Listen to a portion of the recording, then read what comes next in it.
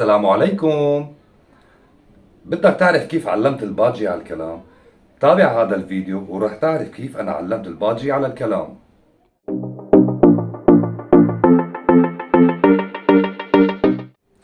إذا تعليم الباجي على الكلام: رقم واحد، إنك تجيبه فرخ صغير تطعميه على إيدك، تمام، وتفطمه عندك بالبيت. اثنين، على شرط إنه يكون الباجي بالبيت لحاله، يعني ما في عصفور تاني معه. واحسن وقت له انك تعلمه على الكلام وقت اللي بتطعميه من ايدك، حاول تكرر الكلمة يلي انت بدك تحفظه اياها.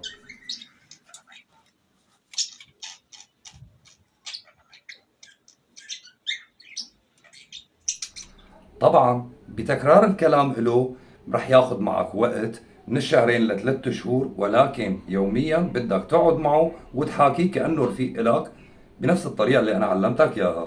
أصدقائي، هي كانت نصيحة اليوم، لا تنسوني من الاشتراك وعمل لايك، والسلام عليكم ورحمة الله.